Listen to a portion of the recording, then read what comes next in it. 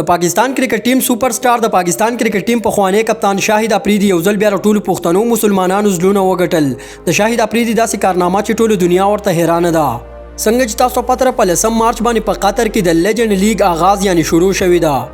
په لیجند لیگ 2023 کې درې ټیمونه حصہ اخلي چې پرې کې د ایشیا لاینز کپتان شاهد خان افریدي دی، د انډیا مهاراج ټیم کپتان گوتم گمبھیر دی او د ورلد جاینټس ټیم کپتان ایرون فینچ دی. د شاهد افریدي په ټیم کې په شامل لوبغاړو کې دلشان، مصباح الحق، محمد حفیظ، شعیب اختر، عبدالرزاق، سہیل تنویر داسې نور ډېر لوبغاړي شامل دي.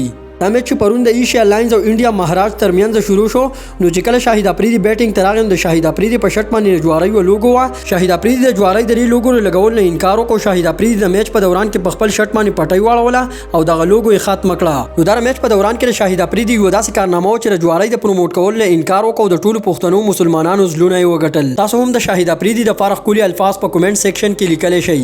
نن هم د شاهد افریدي د ټیم لوبره ګورو چې اصغر افغان پکې څنګه بیټینګ کوي، شعیب اختر پکې څنګه بولینګ کوي. پرون د شاهد افریدي ټیم د گوتم گمبھیر ټیم له په 9 رنزونو سره سخت ماتې ورکړې وه. که داسې نور د کرکټ معلومات په پښتو ژبه کې کتل غواړئ نو زموږ یوټیوب چینل او پیج فالو کول مه هیروئ. انشاءالله بلې نوې ویډیو کې ملاویږو. د الله په امان.